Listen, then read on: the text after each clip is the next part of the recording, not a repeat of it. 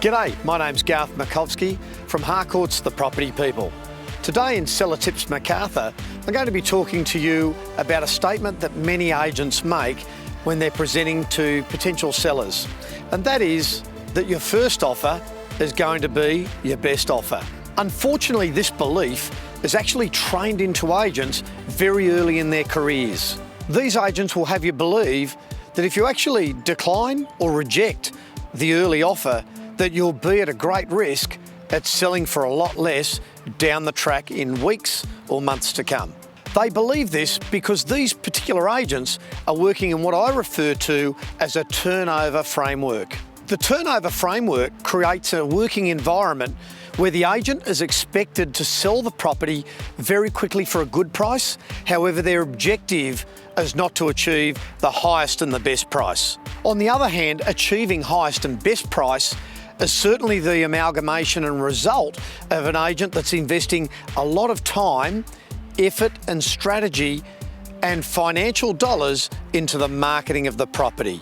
You see, a quality marketing agent will be absolutely focused their entire campaign on achieving you the highest and best price within a reasonable timeline. They're not governed by that high turnover, it's got to be sold next week mentality that you'll find in a lot of agencies around Australia today. The focus is making sure that the implementation of the best selling strategy, the best advertising, marketing, promotion, and then of course the negotiation is at the highest level to guarantee that high result. Interestingly, that age-old adage that first offer is best offer, we've been able to prove within our agency that this is a myth. Even early in my career, I started in a turnover-driven agency that was focused in on getting the listings in, the sales happening and the results on the board.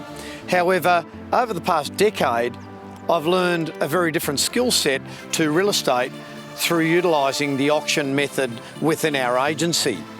And what I've learned from applying the in-rooms auction program in our own agency is that first offers are very rarely the best offers on any of the stock that our agents are marketing within our company.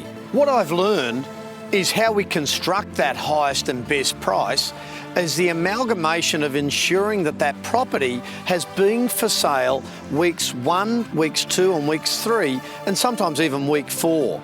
And that we find that when we present these properties at auction, that competition between the different buyers that have been introduced to the property during those different stages of the campaign create the competition that drives the price upwards to achieving that highest and best price. And the reason why I've been able to make that claim is that throughout all of our marketing campaigns, we create statistics, in that we look at the numbers of people that have inspected those properties, the weeks that they were introduced to the properties, whether it was week 1, week 2 or week 3.